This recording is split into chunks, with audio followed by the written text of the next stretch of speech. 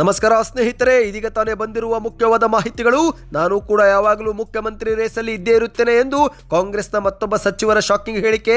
Video ಬಹಳ ಮುಖ್ಯವಾಗಲಿದೆ ಸ್ನೇಹಿತರೆ. ಹಾಲು ಕೆಟ್ಟರೂ ಕುರುಬರು ಕೆಡುವುದಿಲ್ಲ, ಕೊಟ್ಟ ಮಾತಿಗೆ ತಪ್ಪಬೇಡಿ ಎನ್ನುತ್ತಲೇ ಪುಣ್ಯಕೋಟಿ ಕತೆ ಹೇಳಿ ಚಾಟಿ ಬೀಸಿದಂತೆ ಎಚ್ ವಿಶ್ವನಾಥ್ ಅವರು. ವಿಡಿಯೋ ಮಾತ್ರ ಬಹಳ ಮುಖ್ಯವಾಗಲಿದೆ. ಹೊಸ ವರ್ಷದಿಂದ ಅನ್ನಭಾಗ್ಯ ಯೋಜನೆಯಡಿಯಲ್ಲಿ ಮತ್ತೊಂದು ಗುಡ್ ನ್ಯೂಸ್. ಮುಖ್ಯಮಂತ್ರಿ ಸಿದ್ದರಾಮಯ್ಯರ ಸಭೆ ಮುಕ್ತಾಯ.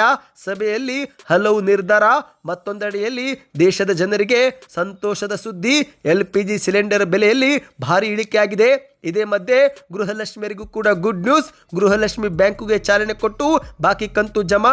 2 ಹೊಸ ಯೋಜನೆಗಳು ಲೋಕಾರ್ಪಣೆ. ಯಾವೆಲ್ಲ ಅನುಕೂಲ ಸಿಗುತ್ತೆ, ಮುಖ್ಯಮಂತ್ರಿ ಸಿದ್ದರಾಮಯ್ಯರ ಘೋಷಣೆ, ಎಲ್ಲ ಮಾಹಿತಿಗಳನ್ನು ಡೀಟೇಲ್ ಆಗಿ ನೋಡೋಕ್ಕಿಂತ ಮೊದಲು ನೀವು ನಮ್ಮ ಚಾನಲ್ಗೆ ಮೊದಲು ಬಾರಿ ಭೇಟಿ ಕೊಡುತ್ತಿದ್ರೆ ದಯವಿಟ್ಟು ಸುದ್ದಿ 9 ಯೂಟ್ಯೂಬ್ ಚಾನಲ್ಗೆ ಸಬ್ಸ್ಕ್ರೈಬ್ ಆಗಿ ಪಕ್ಕದಲ್ಲಿ ಕಾಣಿಸೋ ಗಂಟೆ ಒತ್ತಿ. ಇದರಿಂದ ಕರ್ನಾಟಕದ ಮುಖ್ಯವಾದ ಮಾಹಿತಿಗಳು ನಿಮಗೆ ಮೊದಲು ಸಿಗುತ್ತವೆ. ವಿಡಿಯೋಗೆ ಲೈಕ್ ಮಾಡಿ ಮತ್ತು ವಿಡಿಯೋ ಪೂರ್ತಿಯಾಗಿ ನೋಡಿ. ಬನ್ನಿ ಸ್ನೇಹಿತರೆ, ಎಲ್ಲ ಮುಖ್ಯವಾದ ಮಾಹಿತಿಗಳನ್ನು ಡೀಟೇಲ್ ಆಗಿ ನೋಡೋಣ.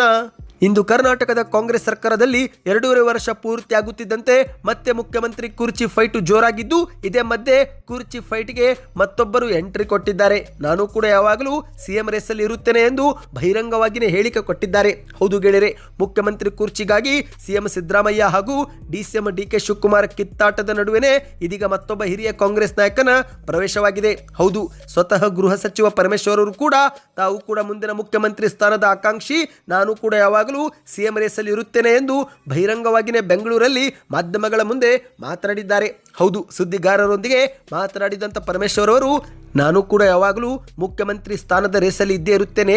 ಈ ಒಂದು ಹಿಂದೆ 2013ರಲ್ಲಿ ನಾನು ಪ್ರಾದೇಶಿಕ ಸಮಿತಿ ಅಧ್ಯಕ್ಷಕನಾಗಿದ್ದೆ. ಅಂದು ಕಾಂಗ್ರೆಸ್ಸು ಅಧಿಕಾರಕ್ಕೆ ಬಂದಿತ್ತು. ನಾನೊಬ್ಬನೇ ಸರ್ಕಾರ ತಂದೆ ಅಂತ ನಾನು ಯಾವತ್ತೂ ಎಲ್ಲಿಯೂ ಕೂಡ ಹೇಳಿಲ್ಲ. ಎಲ್ಲರೂ ಸೇರಿನೇ ಪಕ್ಷಕ್ಕಾಗಿ ಕೆಲಸ ಮಾಡಿದ್ದೆವು. ಜನರು ಕೂಡ ಮತ ಹಾಕಿ ನಮ್ಮನ್ನ ಅಂದು ಗೆಲ್ಲಿಸಿದ್ರು. ಆದರೆ ನಾನು ಒಂದು ಸೋಲು ಕಂಡಿದ್ದೆ. ನಾನು ಒಂದು ವೇಳೆ ಗೆದ್ದಿದ್ರೆ ಏನಾಗುತ್ತಿತ್ತೋ ಗೊತ್ತಿಲ್ಲ ಎಂದು ಹೇಳಿಕೆನ ಕೊಟ್ಟಿದ್ದಾರೆ. ಇದೇ ವೇಳೆ ಮಾಧ್ಯಮದವರು ಬೆಂಗಳೂರಿಗೆ ಆಗಮಿಸಿರುವ ಮಲ್ಲಿಕಾರ್ಜುನ್ ಖರ್ಗೆ ಅವರನ್ನ ಭೇಟಿ ಮಾಡುತ್ತೀರಾ ಎಂದು ಕೇಳುತ್ತಿದ್ದಂತೆ ಅದಕ್ಕೆ ಉತ್ತರಿಸಿದಂಥ ಇವರು, ನಾನು ಮಲ್ಲಿಕಾರ್ಜುನ್ ಖರ್ಗೆ ಅವರನ್ನು ಈಗಲೇ ಭೇಟಿ ಮಾಡಲ್ಲ, ನನಗೆ ಬೇಕಾದಾಗ ಅವರನ್ನು ಭೇಟಿ ಮಾಡುತ್ತೇನೆ. ಸಣ್ಣ ವಯಸ್ಸಿನಿಂದ ಅವರನ್ನು ನಾನು ನೋಡಿದ್ದೇನೆ, ಹೀಗಾಗಿ ನನಗೆ ಬೇಕು ಅನಿಸಿದಾಗ ನಾನು ಹೋಗಿ ಅವರನ್ನು ಭೇಟಿ ಮಾಡುತ್ತೇನೆ ಎಂದು ಹೇಳಿಕೆ ಕೊಟ್ಟಿದ್ದಾರೆ. ಸದ್ಯ ನಮ್ಮ ನಾಯಕರಾದ ರಾಹುಲ್ ಗಾಂಧಿ ಅವರು ಹೊರ ದೇಶ ಪ್ರವಾಸದಲ್ಲಿದ್ದಾರೆ. ಒಂದೊಮ್ಮೆ ಭೇಟಿ ಮಾಡಿ ಮಾತನಾಡುವ ಬೆಳವಣಿಗೆ ಏನಾದರೂ ಇದ್ದರೆ ಆಗ ನಾನು ಭೇಟಿ ಮಾಡುವ ತೀರ್ಮಾನ ಮಾಡುತ್ತೇನೆ ಎಂದು ಹೇಳಿಕೆ ಕೊಟ್ಟಿದ್ದಾರೆ. ಬನ್ನಿ ಸ್ನೇಹಿತರೆ, ಎರಡನೇ ಮುಖ್ಯವಾದ ಮಾಹಿತಿಗೆ ಹೋಗೋಣ. ಹಾಲು ಕೆಟ್ಟರೂ ಕುರುಬರು ಕೆಡುವುದಿಲ್ಲ, ಕೊಟ್ಟ ಮಾತಿಗೆ ತಪ್ಪಬೇಡಿ ಎಂದು ಸಿದ್ದರಾಮಯ್ಯನವರಿಗೆ ಪುಣ್ಯಕೋಟಿ ಕತೆ ನೆನಪಿಸಿ ಎಚ್ ವಿಶ್ವನಾಥ್ ಅವರು ಚಾಟಿ ಬೀಸಿದ್ದಾರೆ. ಹೌದು, ಕುರುಬ ಸಮುದಾಯವು ಸತ್ಯ ಮತ್ತು ನಿಷ್ಠೆಗೆ ಹೆಸರಾದದ್ದು. ಪುಣ್ಯಕೋಟಿಯಂತಹ ಸತ್ಯ ಸಂಧ ಪರಂಪರೆ ನಮ್ಮದು. ಆದರೆ ಸಿಎಂ ಸಿದ್ದರಾಮಯ್ಯನವರು ಕೊಟ್ಟ ಮಾತಿಗೆ ತಪ್ಪುವ ಮೂಲಕ ಇಡೀ ಕುರುಬ ಸಮುದಾಯದ ಹೆಸರಿಗೆ ಕಳಂಕ ತರುತ್ತಿದ್ದಾರೆ ಎಂದು ಮೈಸೂರಲ್ಲಿ ವಿಧಾನ ಪರಿಷತ್ ಸದಸ್ಯ ಎಚ್ ವಿಶ್ವನಾಥ್ ಅವರು ವಾಗ್ದಾಳಿ ಮಾಡಿದ್ದಾರೆ. ಮಾಧ್ಯಮಗಳೊಂದಿಗೆ ಮಾತನಾಡಿದಂಥ ವಿಶ್ವನಾಥ್ ಅವರು ಇಂದು ಕರ್ನಾಟಕದಲ್ಲಿ ನಡೆಯುತ್ತಿರುವ ಅಧಿಕಾರ ಹಂಚಿಕೆ ಗೊಂದಲ ಮತ್ತು ಸಿದ್ದರಾಮಯ್ಯನವರ ನಡವಳಿಕೆ ಬಗ್ಗೆ ನೇರವಾಗಿಯೇ ಕಿಡಿಕಾರಿದ್ದಾರೆ. ಅಷ್ಟು ಮಾತ್ರವಲ್ಲ ಸ್ನೇಹಿತರೆ, DK ಶಿವಕುಮಾರ್ ಅವರಿಗೆ ಸಿಎಂ ಕುರ್ಚಿ ಬಿಟ್ಟು ಕೊಡಲೇಬೇಕು ಎಂದು ಕೂಡ ಮಾಧ್ಯಮಗಳ ಮುಂದೆ ಆಗ್ರಹ ಮಾಡಿದ್ದಾರೆ. ಹೌದು, ಧರಣಿ ಮಂಡಲ ಮಧ್ಯದೊಳಗೆ ಎಂಬ ಜನಪ್ರಿಯ ಜನಪದ ಕವಿತೆಯನ್ನು ಉಲ್ಲೇಖಿಸಿ ಎಚ್ ವಿಶ್ವನಾಥ್ ಅವರು ಕಿಡಿಕಾರಿದ್ದಾರೆ. ಹಸಿವು ಎಂದು ಬಂದ ವ್ಯಾಘ್ರಕ್ಕೆ ಮಾತು ವಚನ ಕೊಟ್ಟು ಆಡಿದ ಮಾತಿನಂತೆ ನಡೆದುಕೊಂಡ ಗೋವಿನ ಸಂಸ್ಕೃತಿ ನಮ್ಮದು. ನಾವುಗಳು ಕುರುಬ ಸಮಾಜದವರು. ಹಾಲು ಕೆಟ್ಟರೂ ಕುರುಬ ಸಮುದಾಯ ಕೆಡುವುದಿಲ್ಲ ಅಂತಾರೆ.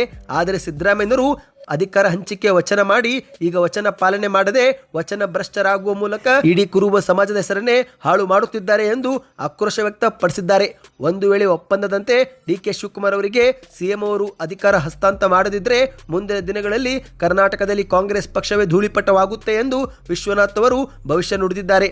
ಈ ಒಂದು ಹಿಂದೆ JDS ಪಕ್ಷದಿಂದ ಸಿದ್ದರಾಮಯ್ಯ ಅವರನ್ನು ಹೊರ ಹಾಕಿದಾಗ ಅವರಿಗೆ ರಾಜಕೀಯ ಮರುಜೀವ ಮತ್ತು ಆಶ್ರಯ ನೀಡಿದ್ದೇ ಕಾಂಗ್ರೆಸ್ ಪಕ್ಷ.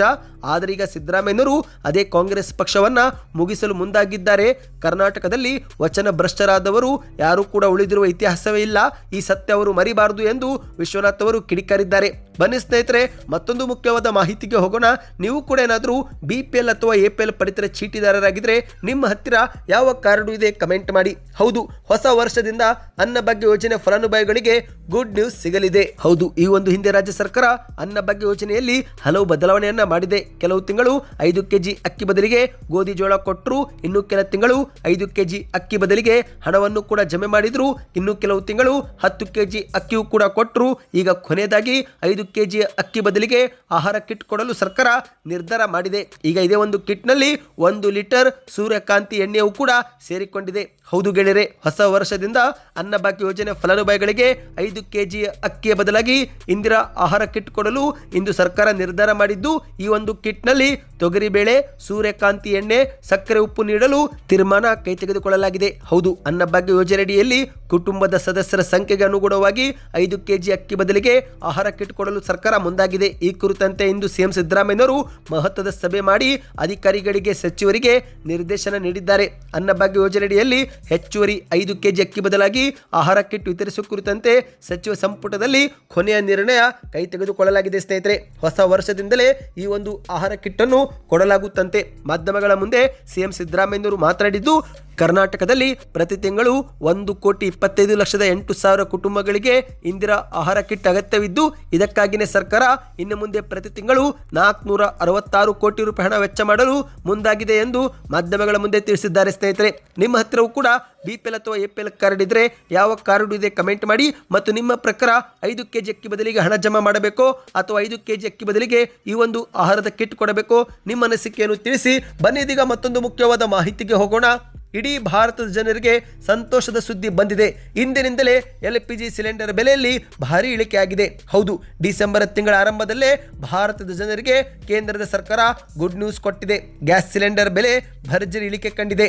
ತೈಲ ಮಾರುಕಟ್ಟೆ ಕಂಪನಿಗಳು ಸಿಲಿಂಡರ್ ಬೆಲೆ ಇಳಿಕೆ ಮಾಡಲು ಮುಂದಾಗಿದೆ.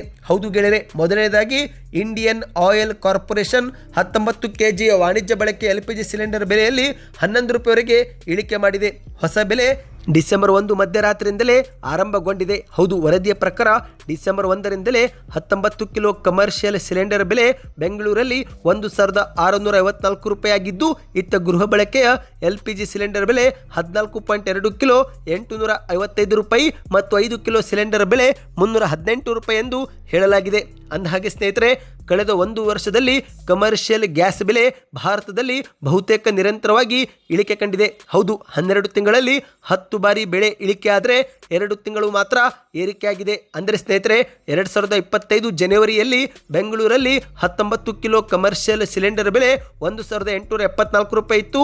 ಈಗ ಡಿಸೆಂಬರ್ ಅಂತ್ಯಕ್ಕೆ ಅದು 1,654 ರೂಪಾಯಿ ಆಗಿದೆ. ಅಂದರೆ 220 ರೂಪಾಯಿ ಇಳಿಕೆ ಆಗಿದೆ. ಆದರೆ ಗೃಹ ಬಳಕೆ LPG ಸಿಲಿಂಡರ್ ಬೆಲೆಯಲ್ಲಿ 1 ವರ್ಷದಲ್ಲಿ ಯಾವುದೇ ಇಳಿಕೆ ಆಗಿಲ್ಲ, ಬದಲಿಗೆ 50 ರೂಪಾಯಿ ಏರಿಕೆ ಆಗಿದೆ ಎಂದು ಹೇಳಲಾಗಿದೆ. 1 ವರ್ಷದಲ್ಲಿ ಗೃಹ ಬಳಕೆ ಸಿಲಿಂಡರ್ ಬೆಲೆಯಲ್ಲಿ 50 ರೂಪಾಯಿ ಏರಿಕೆ ಆಗಿರುವುದು ಈಗ ವರದಿಯಾಗಿದೆ. ಬನ್ನಿ ಇದೀಗ ಕೊನೆಯ ಮುಖ್ಯವಾದ ಮಾಹಿತಿಗೆ ಹೋಗೋಣ.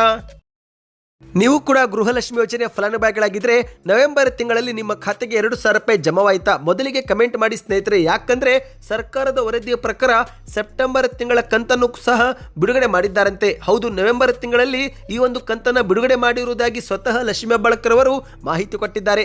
ನವೆಂಬರ್ 28ರೊಳಗೆ ಹಣ ಹಾಕುವುದಾಗಿ ಲಕ್ಷ್ಮೀ ಹೆಬ್ಬಾಳ್ಕರ್ ಅವರು ಮಾಹಿತಿ ಕೊಟ್ಟಿದ್ದು, ಹಾಗಾಗಿ ನಿಮ್ಮ ಬ್ಯಾಂಕ್ ಖಾತೆಗೆ ಹಣ ಬಂತ ಸ್ನೇಹಿತರೆ? ಕಮೆಂಟ್ ಮಾಡಿ. 2 ತಿಂಗಳ ಬಳಿಕ ಬಾಕಿ ಕಂತನ್ನ ಸರ್ಕಾರ ಜಮಾ ಮಾಡಿದೆ. ಸೆಪ್ಟೆಂಬರ್ ತಿಂಗಳ ಕಂತು 23ನೇ ಕಂತು ಹಾಕಿದ್ದೇವೆ ಎಂದು ಲಕ್ಷ್ಮೀ ಹೆಬ್ಬಾಳ್ಕರ್ ಅವರು ಹೇಳಿಕೆ ಕೊಟ್ಟಿದ್ದಾರೆ. ಅಂದಹಾಗೆ ಇತ್ತೀಚೆಗೆ ನವೆಂಬರ್ 28ರಂದು ಬೆಂಗಳೂರಿನ ಅರಮನೆ ಮೈದಾನದಲ್ಲಿ ಅಂಗನವಾಡಿಯ ಸುವರ್ಣ ಮಹೋತ್ಸವ ಕಾರ್ಯಕ್ರಮವೂ ಕೂಡ ನಡೆದಿದ್ದು, ಈ ಒಂದು ಕಾರ್ಯಕ್ರಮದಲ್ಲಿ ಗೃಹಲಕ್ಷ್ಮಿಯರಿಗೆ ಗುಡ್ ನ್ಯೂಸ್ ಕೂಡ ಕೊಡಲಾಗಿದೆ. ಹೌದು, ಗೃಹಲಕ್ಷ್ಮಿ ಬ್ಯಾಂಕು ಸೇರಿ ಒಟ್ಟು 3 ಹೊಸ ಯೋಜನೆಗಳಿಗೆ ಕರ್ನಾಟಕ ಸರ್ಕಾರ ಚಾಲನೆ ಕೊಟ್ಟಿದೆ ಸ್ನೇಹಿತರೆ. ಮೊದಲನೇದಾಗಿ ಗೃಹಲಕ್ಷ್ಮಿ ವಿವಿಧೋದ್ದೇಶ ಸಹಕಾರಿ ಸಂಘವಾದರೆ, ಎರಡನೆಯದ್ದು ಅಕ್ಕಪಡೆ ಮತ್ತು ಮೂರನೆಯದ್ದು ಅಂಗನವಾಡಿ ಕೇಂದ್ರಗಳಲ್ಲಿ LKG UKG ತರಗತಿಗಳಿಗೆ ಮುಖ್ಯಮಂತ್ರಿಯವರು ಚಾಲನೆ ಕೊಟ್ಟಿದ್ದಾರೆ.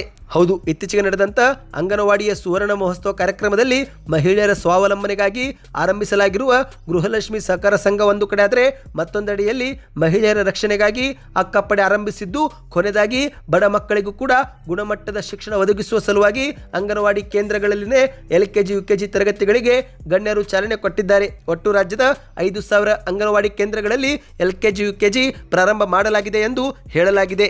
ಸದ್ಯಕ್ಕೆ ಎಷ್ಟಾಯ್ತು ಸ್ನೇಹಿತರೆ? ನಿಮ್ಮ ಬ್ಯಾಂಕ್ ಖಾತೆಗೆ 2,000 ರೂಪಾಯಿ ಜಮಾವಾಗಿದ್ದರೆ ಯಾವ ಊರು ಎಂಬುದನ್ನು ಕಮೆಂಟ್ ಮಾಡಿ. ಒಂದೊಮ್ಮೆ ಜಮಾ ಆಗಿಲ್ಲವೆಂದರೆ ಕೊನೆಯ ಕಂತು ಯಾವಾಗ ಜಮಾ ಆಗಿತ್ತು ಕಮೆಂಟ್ ಮಾಡ್ತಾ. ಮಾಹಿತಿ ಇಷ್ಟವೆನಿಸಿದರೆ ಪ್ರತಿಯೊಬ್ಬರು ವಿಡಿಯೋಗೆ ಲೈಕ್ ಮಾಡಿ, ಚಾನಲ್ಗೆ ಸಬ್ಸ್ಕ್ರೈಬ್ ಆಗಿ.